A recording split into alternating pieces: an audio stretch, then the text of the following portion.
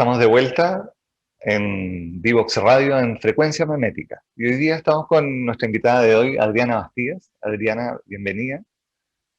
Muchas gracias Hola, por aceptar muchísimas gracias. Oh. la invitación. No, muchísimas gracias a ustedes por invitarme. Es un agrado poder estar hoy día conversando aquí contigo, Pablo.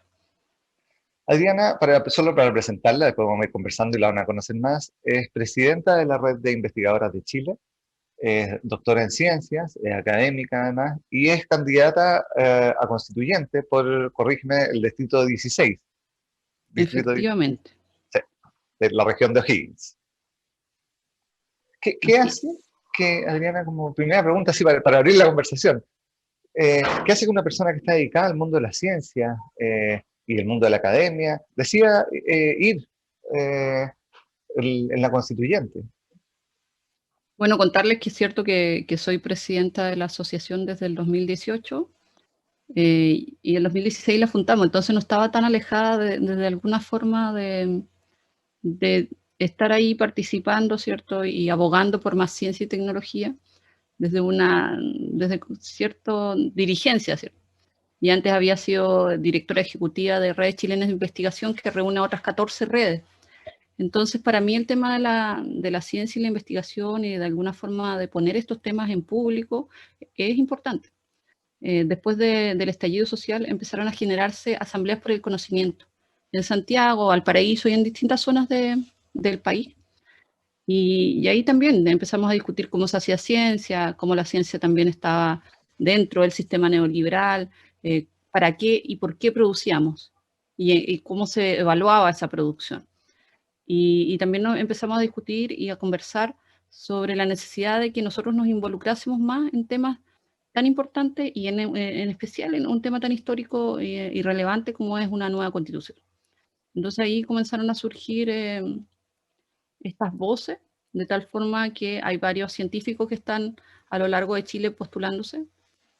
Y desde la Asociación Red de Investigadoras van 6 personas postulándose. Es Cristina Dorador en Antofagasta, Distrito 3, Barbarita Lara, Valparaíso, Distrito 7, 2 personas en el Distrito 12, que es Carola Naranjo y Paula Villegas, yo que voy en el 16 y un compañero que también es socio de la red, que esto es como más es distinto, pero es un cupo alternativo en un escaño mapuche. Porque los pueblos indígenas van en dupla, una mujer y un hombre. Entonces va como un titular y un suplente. Y él va como suplente. Porque cuando se haga la paridad, ¿cierto? Como hay una paridad de entrada y paridad de salida, ahí por eso los pueblos indígenas van de a 2, como duplas.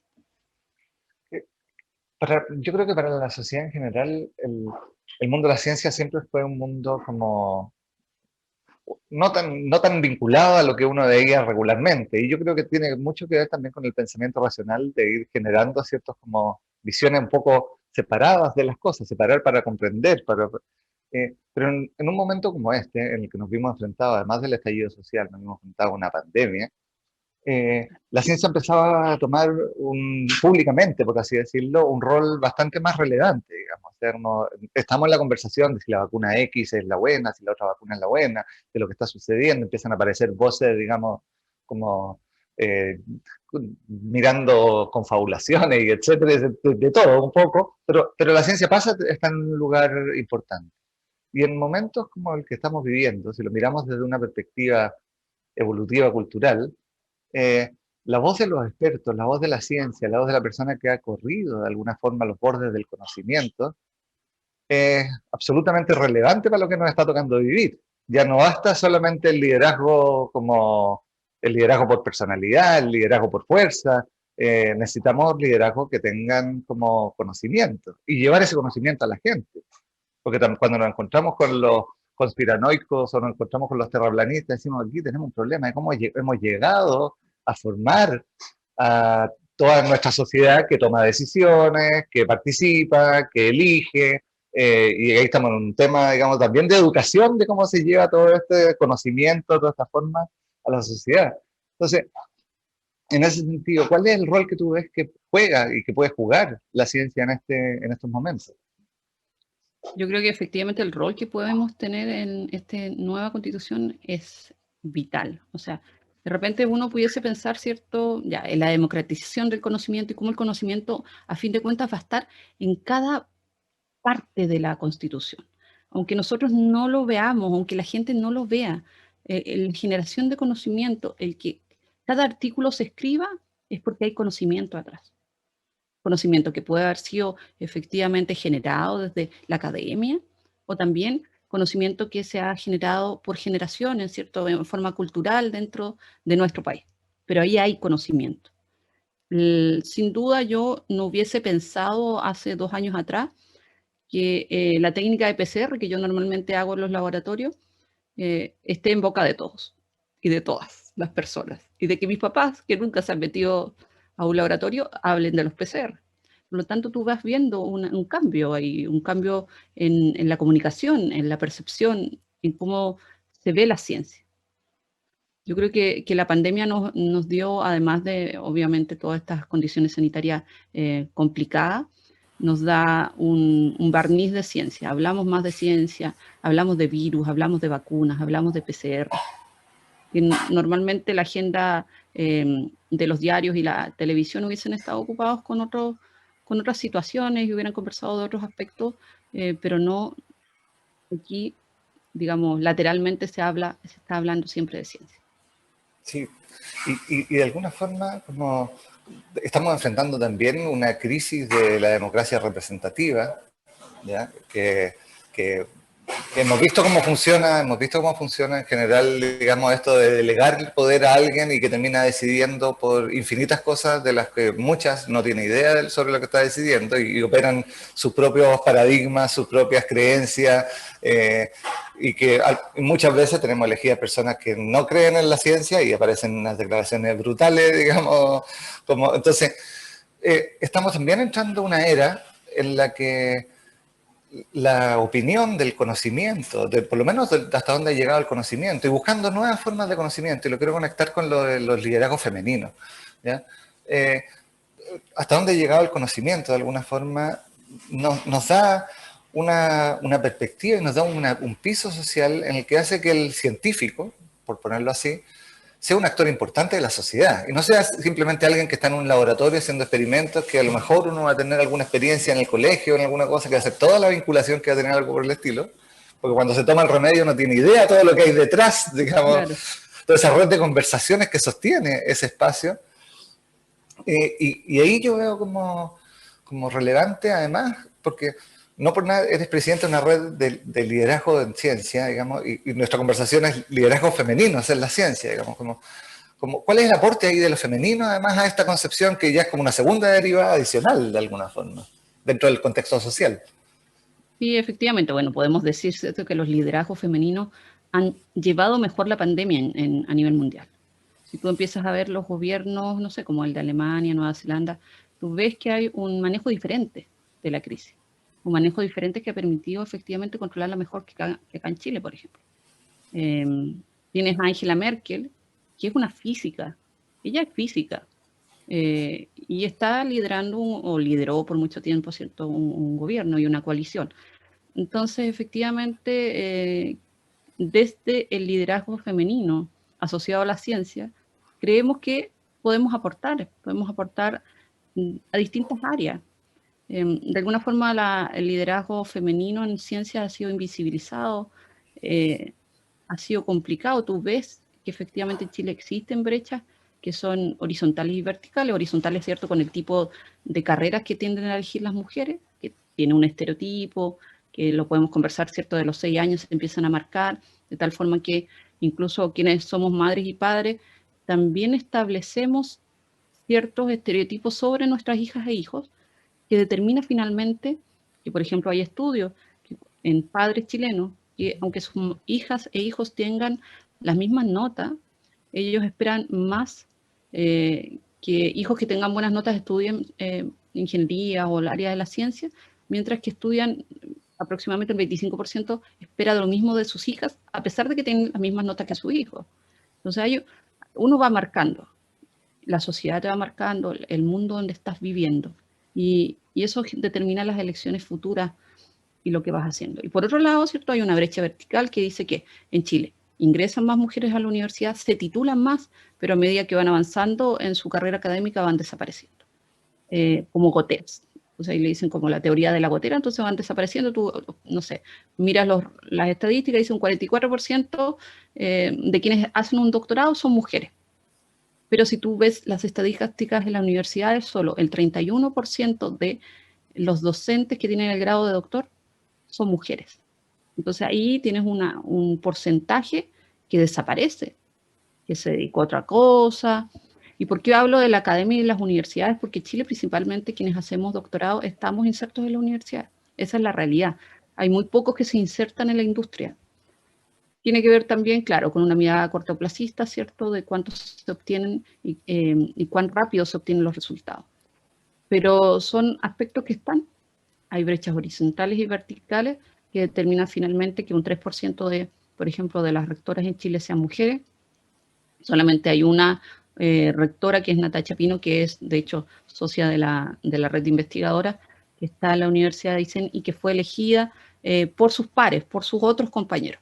Mientras hay, ¿cierto?, otras rectoras que están en universidades privadas que fueron designadas ya sea por el dueño o la junta directiva de esa casa de estudio.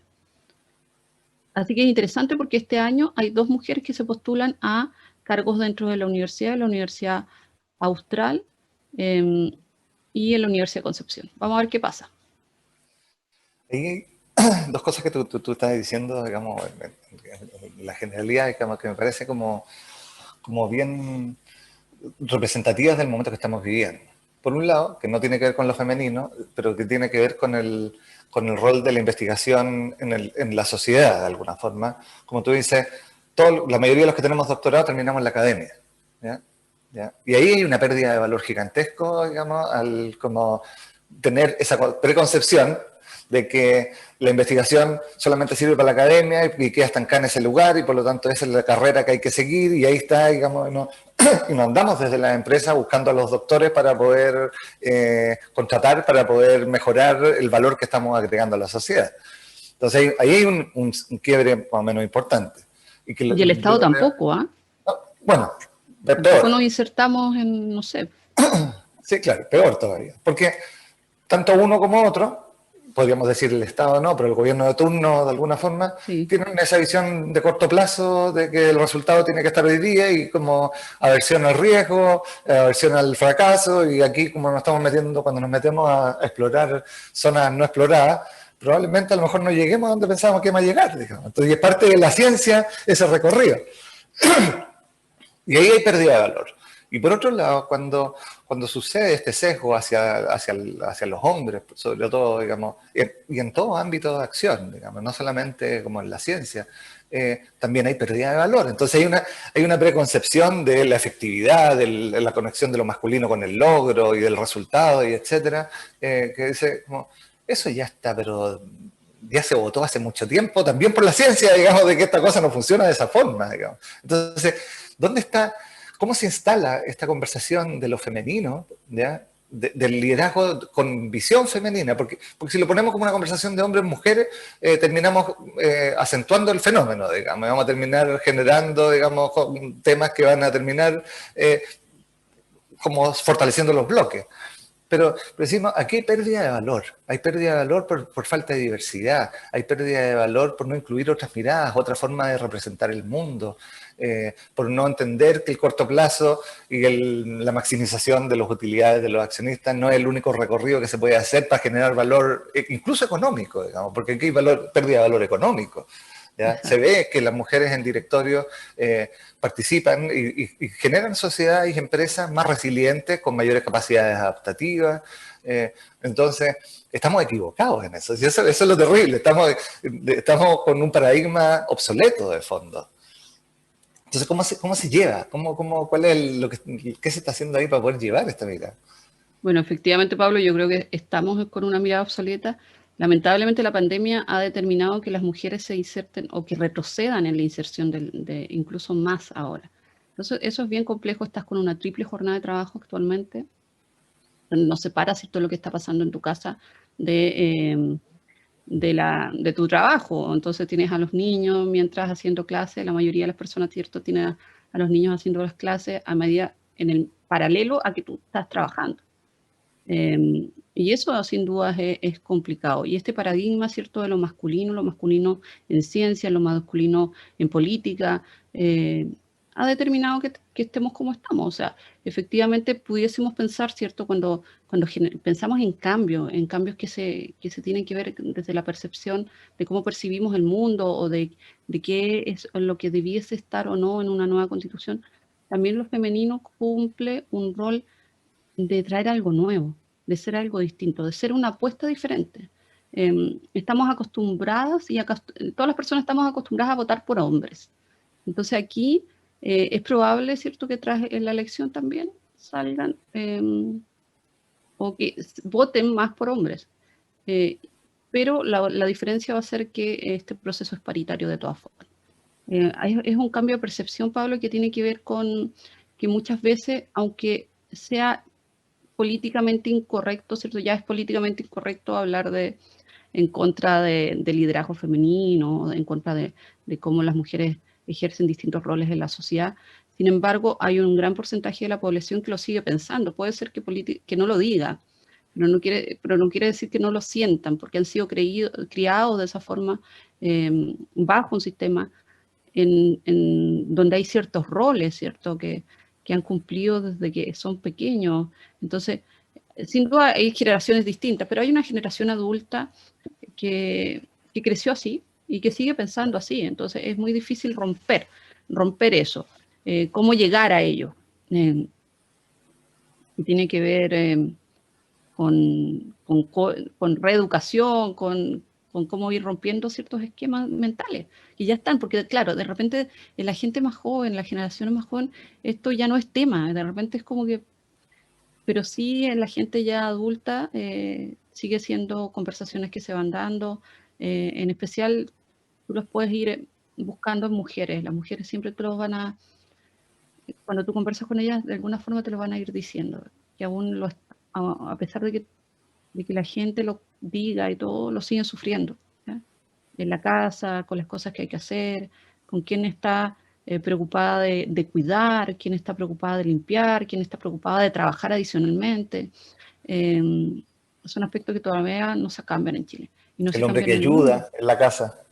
Pues él me ayuda, ¿sí? No lo ven como corresponsabilidad, ni que, oye, sí, ese es tu deber. O sea, yo no te voy a aplaudir, es tu deber. Eso yo creo que les tiene que, si alguien, o sea, cuando uno les dice eso, es como molesto, Claro. porque les Casi rompe se escucha agresivo, claro. la norma, ¿cachai? Les rompe la norma de que, pucha, mi mamá siempre hizo esto. En realidad, claro, la mamá siempre cocinó, la mamá siempre planchó, la mamá siempre lavó. Y eso también lo podemos asociar incluso al día del trabajo. Muchas veces cuando una persona sale a trabajar afuera es porque otra se queda trabajando dentro de la casa, pero es trabajo igual. Sí, totalmente.